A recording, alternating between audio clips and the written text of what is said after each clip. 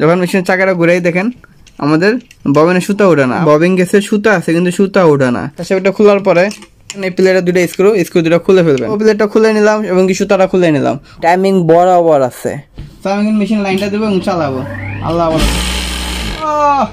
মেশিনটা পুরো অক্ষর।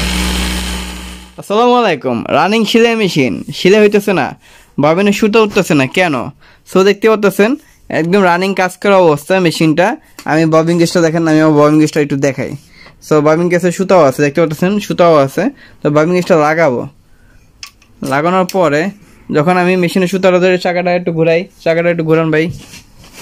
যখন মেশিনের চাকাটা ঘুরাই দেখেন আমাদের ববিনের সুতা উঠান। আবার ঘুরান স্যার, আবার ঘুরান। দেখেন একটু কেয়ারফুল হবে, আস্তে আস্তে ঘুরান, আবার আস্তে আস্তে ঘুরান। আমাদের ববিন গেছে সুতা আছে কিন্তু সুতা ওঠে না। কিন্তু রানিং মেশিন ছিল, কাজ করছেন, রানিং অবস্থায় কাম করছেন কিন্তু সিলে হয় না। কি কারণে সমস্যাটা হলো? হঠাৎ করে কি সমস্যাটা হলো? তো সমস্যাটা একদম সহজ একটা সমস্যা। যদি সমস্যাটা হয় ফার্স্টে যে কাজটা করবেন, আপনার মেশিনে যে চাপ বা প্রেশার ফিটটা, এই প্রেশার ফিটটা আগে খুলবেন। তো আমি একটা ড্রাইভারের সাহায্যে প্রেশার ফিটটা খুলতেছি। প্রেশার ফিটটা খোলার পরে এই যে প্লেটটা দেখতে পাচ্ছেন, এই প্লেটের দুটো স্ক্রু দুটো খুলে ফেলবেন। অবশ্যই ভিডিওটা যদি নতুন বা ভিডিওর সদস্য যদি নতুন হয়ে থাকেন অবশ্যই ভিডিওটা সাবস্ক্রাইব করতে ভুলবেন না এবং লাইকও দিতে ভুলবেন না। তো দুটা প্লেট স্ক্রু আছে, দুটা প্লেট স্ক্রু একই জায়গায় বলা প্লেট, নিডল প্লেট বলা হয় এটাকে। তো নিডল প্লেট দুটো স্ক্রু আছে, স্ক্রু দুটো খুলে নেবেন। একদম সহজ, দেখলে বা বোঝার মতো চেষ্টা করলে অবশ্যই আপনার কাছে সহজ মনে হবে। আর যদি না দেখেন ভিডিওটা তাহলে বুঝবেনও না, সহজে মনে হবে না। সো প্লেটটা খুলে নিলাম এবং কি সুতাটা খুলে নিলাম। খোলার পরে আমি মেশিনটা যখন ঘুরাবো দেখেন, ঘুরানোর পর আমাদের যে নিডল বারটা দেখেন, নিডল বারটা নামলে অবশ্যই বুঝতে পারতেছেন না, যখন আমি দুঃখিত। তো আমি কী কাজটা করবো, আমার যদি ফিডব্যাক বাদ দিয়ে দাঁতটা আছে দাঁতটা আমি খুলে নিলাম বা খুলবো, নাহলে সমস্যা বুঝবেন না। So 1 minute. সো প্রিয় অডিয়েন্স, আমি মেশিনের যে দাঁত, যেটাকে দাঁত বলা হয়, আবার নাকি এটাকে ফিডব্যাক বলে থাকেন, অরিজিনাল ভাষায় এটা ফিডব্যাক বলা হয় এটাকে। সো আমি খুলে নিলাম। খোলার পরে সুবিধার ক্ষেত্রে যাতে সুন্দর মতো বুঝেন, সো ক্লিয়ারভাবে ভিডিওটা দেখবেন। যখন আমি নিডলটা বা সুই কলমটা আমি যখন নিচে নামানোর পরে যখন আমি দেখেন আবার আপ পজিশন নিয়ে আমাদের চাকাটা যখন ঘুরাই, সঠিক পজিশনে ঘুরানোর পরে আমাদের টাইমিং বরাবর আছে। টাইমিংটা একজন করছিল অবশ্য। তো টাইমিংটা করার পরে আমাদের সিলে তো দূরের কথা, ববিনের সুতাই ওঠে না। তো কেন সমস্যাটা? কেয়ারফুলভাবে দেখেন আমাদের টাইমিংগুলো বরাবর আছে। আমাদের নিডলের স্ক্যাপের বরাবর শর্ট টাইমিং করা আছে, তারপর আমাদের সুতা ওঠে না। তো সমস্যাটা একদম সিম্পল। সমস্যাটা হলো আমাদের যে নিডল বারটা দেখতে পাচ্ছেন, আমাদের নিডল বারে যে আই পয়েন্টটা বা আইটা যেটা ছিদ্র বলা হয়, ছিদ্রটা একটু নিচে যাবে, ডাউন পজিশন যাবে। তো অনেকে নিডল বারটা হাইট টাইমিংটা জানেন না, হাইট টাইমটা অনেকে জানেন না কীভাবে করবেন। তো যেই কারণে সমস্যাটা। তো ফার্স্টে যে কাজটা করবেন, মেশিনটা উল্টাবেন, একটু মেশিনটা ব্যাকা করবেন আর কি। ব্যাকা করার পরে আমাদের যে শ্যাটেলটা আছে বা ববিন গেজটা আছে আর কি, শ্যাটেলের বা হুকের যে মাঝখানে যে ববিন গেজটা লাগানো হয়, ববিন গেজটা আমাকে বের করে নেব। তো আমি বের করে নিলাম।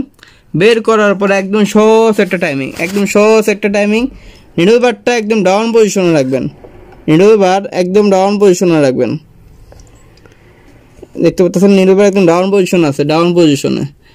পজিশনে রাখার পরে আমি এই যে নিডল বারে যে স্ক্রুটা দেখতে পাচ্ছেন, যে স্ক্রুটা লুজ করবো ভাই। এই স্ক্রুটা লুজ করেন।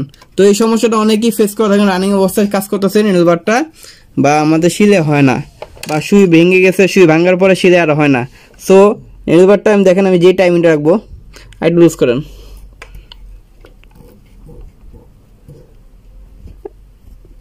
সঠিক দেখতে পাচ্ছেন আমাদের যে ছিদ্রটা, নিডলের যে ছিদ্রটা দেখা যায়,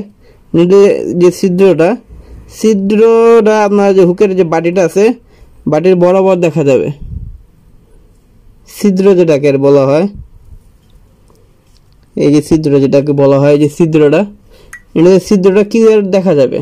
যারা একদম টাইমিং সম্পর্কে ধারণা নাই তারা জাস্ট ছিদ্রটা একদম যে হুকের যে বাড়িটা আছে, বাড়িটা বরাবর রাখবেন। বরাবর রেখে আমাদের যে নাটটা আছে, নাটটা টাইট করে না কেন, ভাই নাটটা টাইট করে দিবেন। সো আমাদের টাইটও হয়ে গেল, তাই না? তো টাইট হওয়ার পরে সেকেন্ড যে কাজটা করবেন, আমাদের যে শ্যাডো টাইমিংটা অ্যাডজাস্ট করবেন বা হুক টাইমিংটা মিলাবেন। তা হুক টাইমিংটা লুজ করতে হবে। একটু ক্যামেরাটা ধরেন, আমি একটু হুক টাইমিংটা করে দেখাই। হুকে নাটটা লুজ করবেন, দুনো পাশে লুজ করার পরে আমি টাইমিংটা করে তারপর আমি দেখাবো টাইমিংটা কোন পজিশনে রাখবেন। সব সময় নিডল বারটা নামার পরে যখন আপ পজিশনে যাবে, আপ পজিশনে যাওয়ার পরে তখন টাইমিংটা হবে। কোনো অনেক সময় মনে করেন নিডল বার নামার সময় টাইমিং না, নিডল বার যখন উপরে উঠবে, আপ পজিশন যখন উপরে উঠবে আর কি, ওটার সময় আমাদের টাইমিংটা মিলাতে হবে। তো আমি টাইমিংটা মিলাই আগে, একদম সিম্পল টাইমিং, জাস্ট হালকা টাইট রাখবেন, হুকটা হালকা স্ক্রু টাইট রাখবেন, বাস আমাদের টাইমিং হয়ে গেছে। টাইমিংটা হয়ে গেছে, আমি হালকা চাপা দিই, বাস একদম সিম্পল টাইমিং। বাস নাট দুটা সমানে টাইট দিবেন, যে নাট যদি দুটো থাকে নাট দুটো সমানে টাইট দিবেন।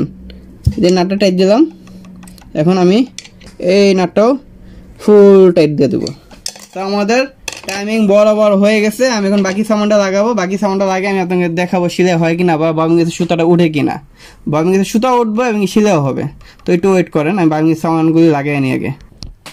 তো প্রিয় অডিয়েন্স যারা ভিডিও দেখতেছেন, দেখেন আমার মেশিন এখন ওকে। আমি ববিং কেসের সুতাটা দেখতে পাচ্ছেন, বড় সুতা দেখা যায় তাই না, দেখা যায় সুতা দেখা যায়। তো আমি ববিং কেসটা এখন লাগাবো, লাগানোর পরে মেশিন চাকাটা ঘুরাবো এবং সুতাটা উঠতে বাধ্য। দেখতে পাচ্ছেন সুতা কি সুন্দর উঠে গেছে, একদম সহজ বিষয়। যারা না বুঝেন তাদের জন্য কঠিন, একদম সিম্পল একটা টাইমিং। নিডল বারের যে হাইট টাইমিংটা আজকে জেনে নিলেন, যারা জানে না তারা আজকে জেনে নিলেন নিডল বারের হাইট টাইমিংটা কিরকম থাকবে। যারা একদম মেশিনের সম্পর্কে ধারণা নাই তাদের জন্য। তো আমি কিন্তু মেশিন লাইনটা দেবো এবং চালাবো। আল্লাহ বলো, মেশিনে পুরো অক্ষর দেখতে পাচ্ছেন। আমাদের মেশিন ওকে, মেশিন ফাইন এবং আমাদের মেশিনের সিলাইও বরাবর আছে। ভাই সিলাইটা দেখান, সিলাইটা দেখান, আমাদের মেশিনের সিলাইও বরাবর আছে। দেখতে পাচ্ছেন আমাদের সিলাই, মেশিনের সিলাই যেটা আর কি, আমাদের মেশিন না মানে মেশিনের সিলাই আর কি, তো বরাবর আছে। তো ভিডিওটা কেমন আছে অবশ্যই মতামত জানাতে ভুলবেন না, লাইক এবং সাবস্ক্রাইব করতে ভুলবেন না। সবাই ভালো থাকবেন, সুস্থ থাকবেন। আজকে এই পর্যন্ত, আসসালামু আলাইকুম।